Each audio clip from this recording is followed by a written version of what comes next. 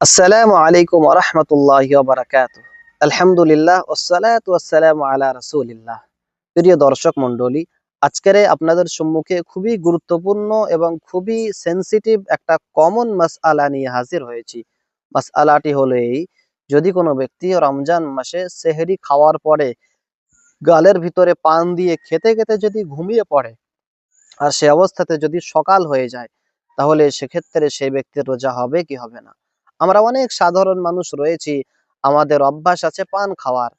তো আমরা অনেকেই সেহরি করার পরে আমরা পান খাই, মনে করি যে ঠিক আছে, গালে পানটা দিয়ে খেতে খেতে শুয়ে পড়ি, তারপরে ঘুমানোর পূর্বে আমি কুলি করে নেব, কুলি করে রোজার নিয়ত আমি করে নেব।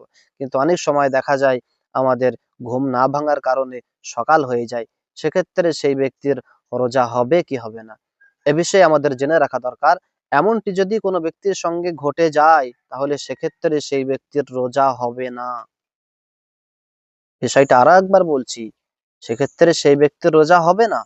এমনটি আমরা অনেক সাধারণ মানুষ আমরা করে ফেলি, কিন্তু মাসআলাটি না জানার কারণে আমাদের রোজাগুলিকে আমরা নষ্ট করে ফেলছি। আর এমনটাই ফাতাওয়ার বড় বড় বিভিন্ন কেতাবের ভিতরে এসছে, যেমনটি ফাতাওয়া শামির ভিতরে এসছে।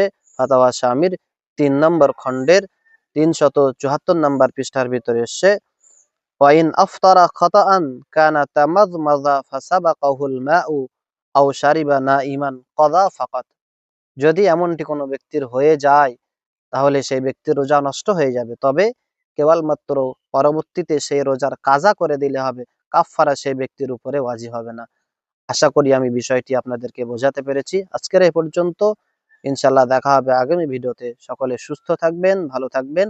আসসালামু আলাইকুম ওয়া রাহমাতুল্লাহি ওয়া বারাকাতুহু।